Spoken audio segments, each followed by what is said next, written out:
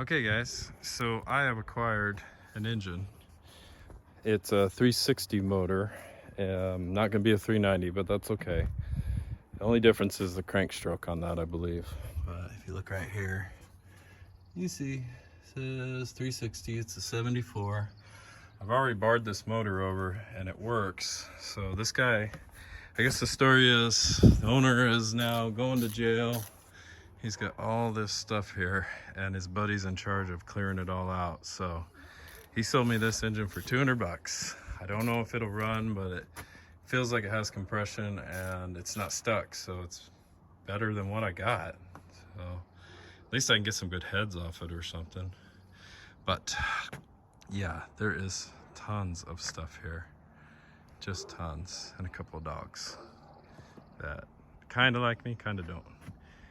So, all right, I'm gonna get after it. He's gonna come back, his buddy, and help me pull this engine, and hopefully it comes out. I get the engine and transmission together, but we're working in dirt and mud, and I hope we can get it out. All right. Okay, I just got this engine out. It was pain. It had rained on us, and it stopped raining as soon as we got it in the truck.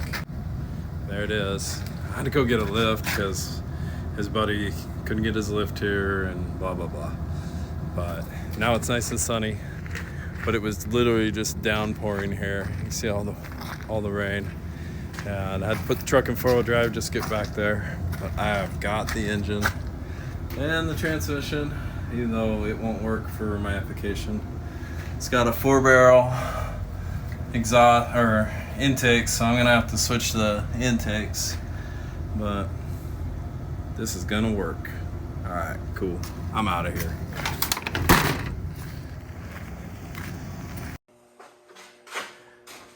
Okay, so I acquired this engine, and the story behind it is from a 1974 Ford Highboy.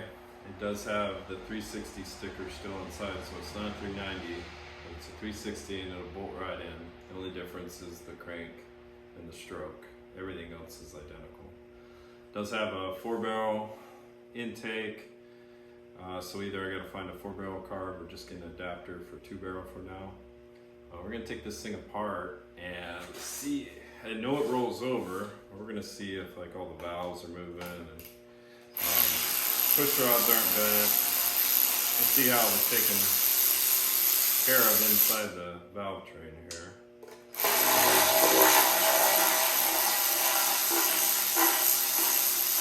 Before I go trying to throw it in the camper, I got the transmission with it, so got the flywheel and everything. So I can put the starter on this and actually make it run right here. Check compression. Just do my due diligence before I spend all the time trying to throw it in a camper and then find out it's no good either. This truck was completely rusted out, but it didn't look worn out. It said 90,000 miles on the odometer, and I kind of believe that might have been all it had. Let's see here. Ooh, it looks pretty good in here. Little rust on the top, but very clean. Take the other side off and I'll show you. I don't see any bent push rods.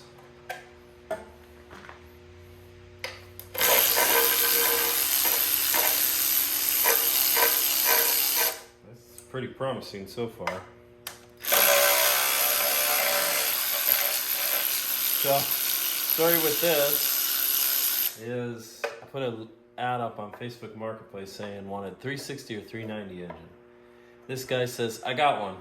I call him up and he goes, yeah, my buddy's going to jail and he's gonna lose his house and we gotta get everything out of there. I got one sitting in the garage. I go, perfect. He goes, I said, come out of a running truck? He goes, yeah. Well, that's all I want right now. I just want to be able to get this thing moving around and take it just take it to close places around Alaska. It doesn't have to be, you know, like a burn oil or leak oil. I don't care right now. I got other plans for this with the diesel motor and everything in the future. All right, get that off. It looks pretty good. I didn't even rip the gasket.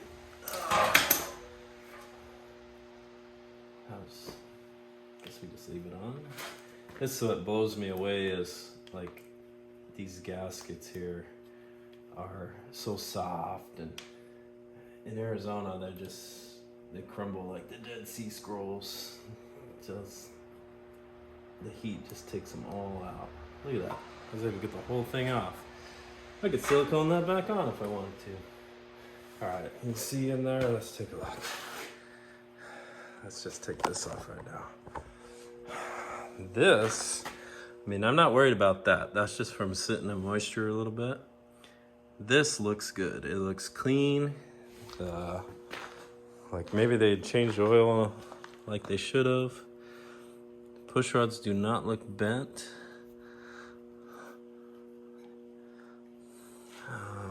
I'm thinking this thing is going to totally be okay. As long as we got compression. We can throw a compression gauge on it, check that out.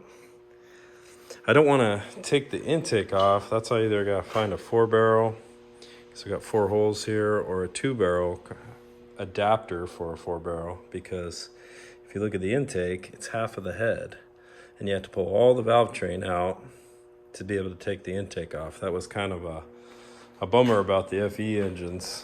Couldn't just do a quick intake swap. You had to take all the valve train off the top.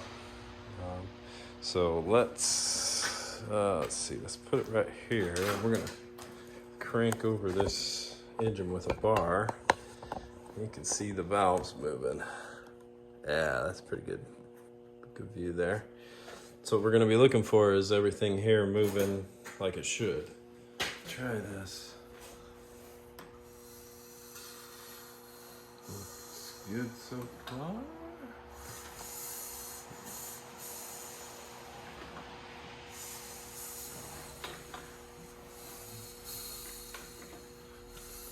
See valves going up, and I'll see valve springs going down. So I'm just watching right here. I'm just kind of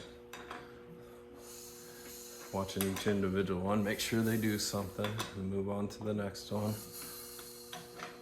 Oh man, this engine's gonna run.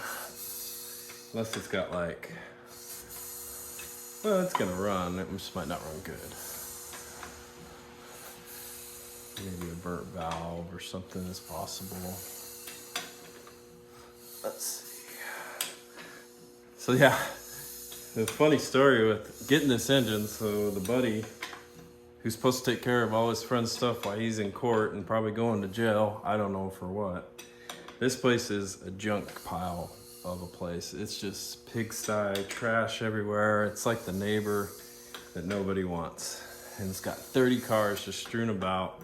Not very good ones. Most of it was junk. And the guy just collected cars, and I don't know what he did, but had no rhyme or reason. Just had garbage everywhere. And so I go, well, I go to check the engine and it's a 400. I go, it won't work. I can't bolt it up to my transmission, even though they're both C6 transmissions, different bolt pattern. So all these look good right here. So I move to the other side. Maybe I can turn it over there. And you just watch them go up and down.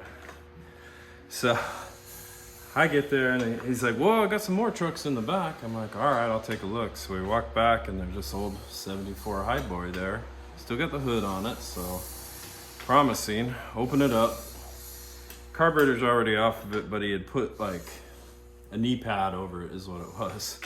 So I go, all right, let me get a bar and I'm doing what I'm doing right now, just turning it over. And I go, well, it rotates all the way. I go, how much you want? He goes, just make me an offer. I go, will you be able to help me pull it out? He goes, yeah, I can help you.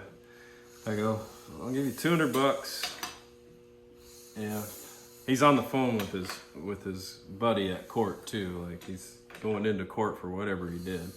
He goes, yeah, that's fine. So obviously they needed some money. I go, can I just have the transmission with it too? Because it'll be easier to pull. He goes, yeah, sure, that's fine. So I go to, his buddy goes, oh, I got a buddy with a lift. I'll be right back. I go, okay, I'll start getting it taken apart. And man, it was not hard to get apart. I had one bolt that fought me at the end on the cross member, but I had everything loose in 45 minutes. Buddy shows up, he goes, yeah, well, my other buddy, so now we got another third buddy in this thing. He's at work and he won't let me go into his garage while he's not there, but he's got the lift and he won't be able to help me for an hour. I said, all right, well, let me just run back to my place, which is 40 minutes, and I'll just grab my lift, my cherry picker, and we'll get it out. And he goes, okay. He goes, hey, you want me to take the front end of this truck off and make it easier? I go, yeah, sure. So I get back, hour, 20 minutes, hour and a half later. He's still there, and he got his Sawzall out, of course. That's probably their best tool that they have. And he had totally cut the front end of the truck off. So it was really easy to get out. And we just plucked it right out. Problem was it was in the mud. I had to put plywood down to try to pull it back, and we just barely got it into my truck. And the whole time we were doing this, it was raining, a lot of rain. As soon as we got it in the truck, like soon as it set down in the bed, it stopped raining. And I had to put it in 4-wheel drive just to get out of the place because it's such a mess back there.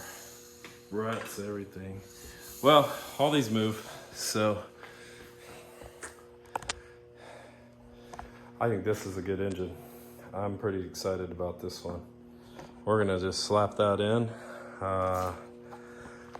Well, I'm gonna start it first. So I'm gonna get something for the fuel, either a 2-barrel adapter because I got a good carb, or find a 4-barrel up here. Maybe a friend's got one or something. And then just run it right here and see what it does.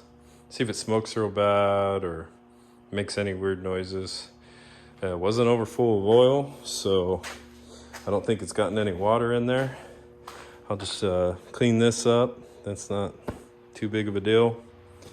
I mean, if you compare it to,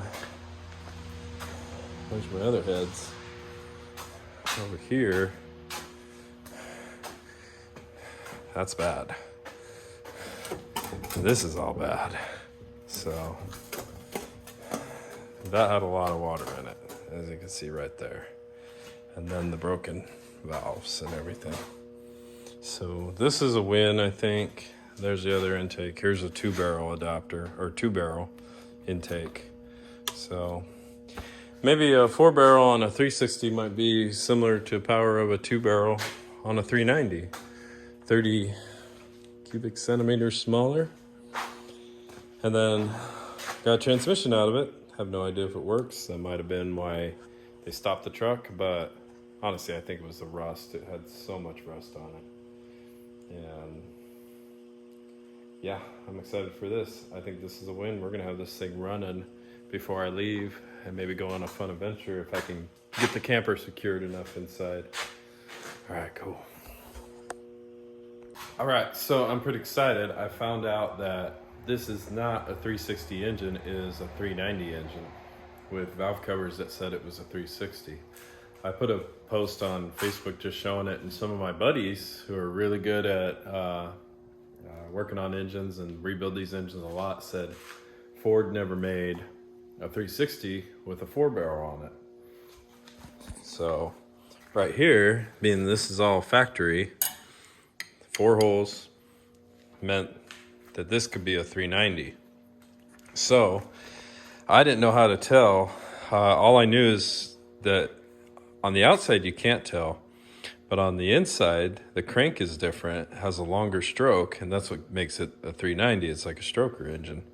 So got on the internet and they said if you basically measure your cylinder like that spark plugs out of there, you bring this one all the way down to top dead center and you make your mark which is what I've done there. I've already moved it. Then you put this one in and it goes all the way down and make another mark. And then you measure it. So if it's 3.5 inches, it's a 360. If it's 3.75 inches, it's a 390. So this is a 390 with 4-barrel. So we're gonna get more power out of this thing, even though I'm gonna put a 2-barrel on it. For now, I just got the adapter because I've got a good 2-barrel carburetor. I don't have a good 4-barrel carburetor up here. And I just need it to run, but for now, that's what we're gonna do. So pretty excited about that. So I'm waiting on the 2-barrel adapter for the carburetor. I decided to start cleaning the camper out, getting it all figured out, all the leaks and everything.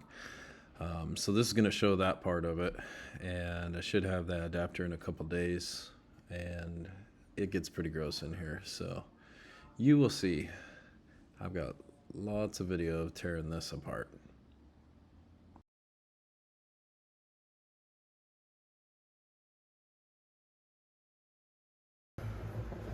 Okay, we're gonna try to get some of this rotten wood out of here so it can dry out. It's gonna rain on Monday, and I need to get this thing starting to dry and get some tarps on it. But it's not gonna dry if it starts to rain, so I'm gonna cut some of this out.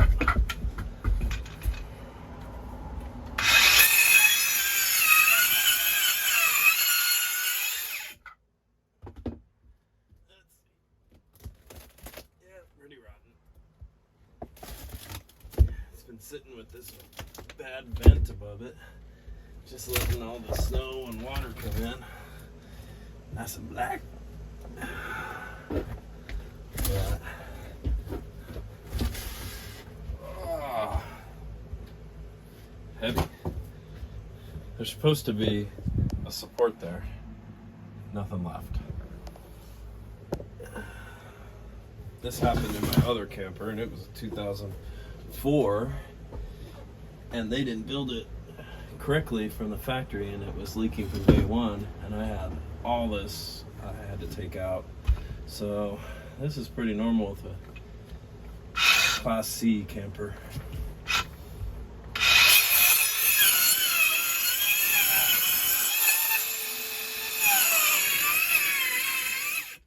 Just try not to fall through to the cab underneath.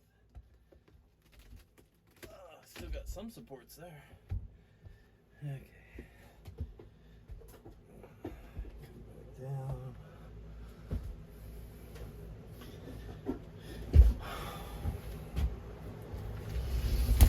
Oh, it's so heavy. Waterlogged.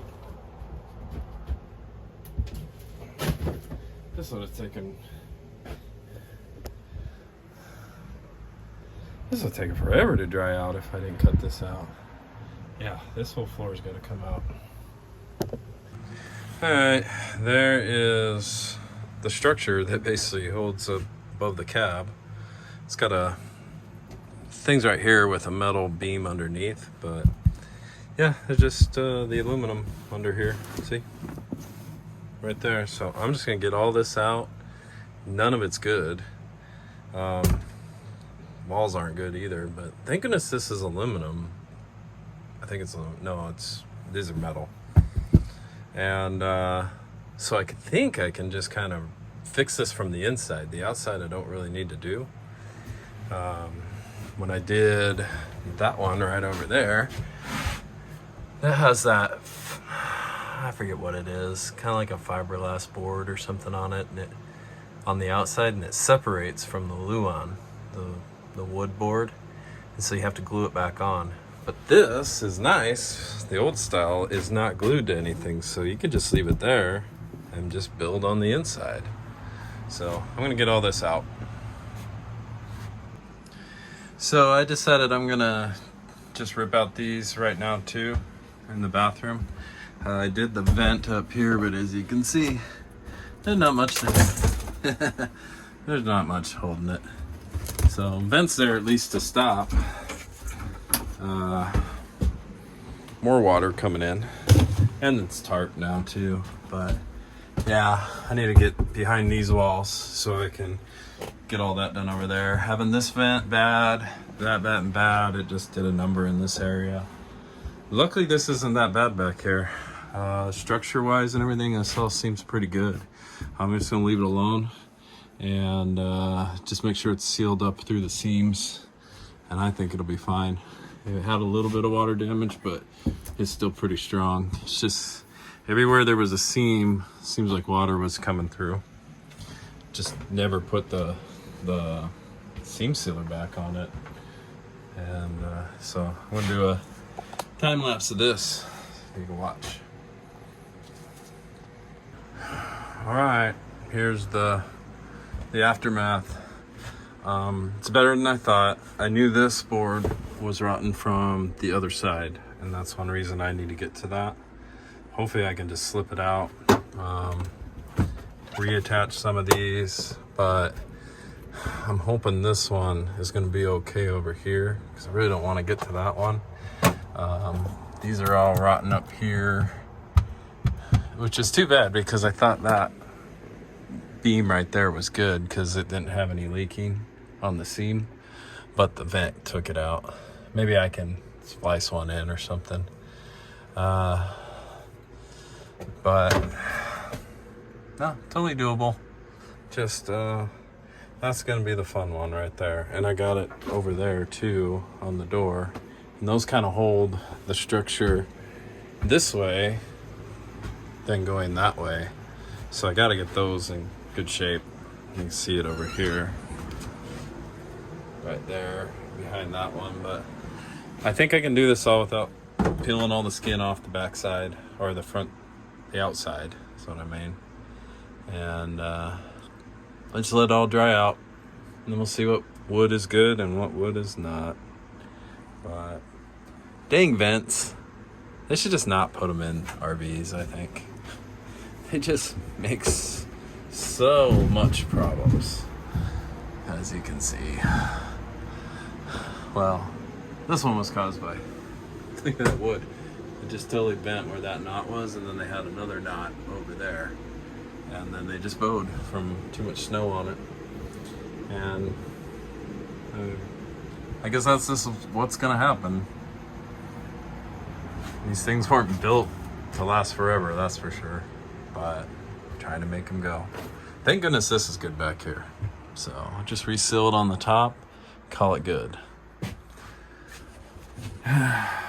Yeah, as I keep going deeper into it, I think, oh, that's okay. Oh, I can fix that. That's all right. Definitely not going to get it done this summer. The goal is to just hopefully get it structurally sound enough so that if it snows on it, it doesn't leak and doesn't collapse. So I got till, it's June 20th. I got till the end of August. So hopefully I'll have enough time to do this.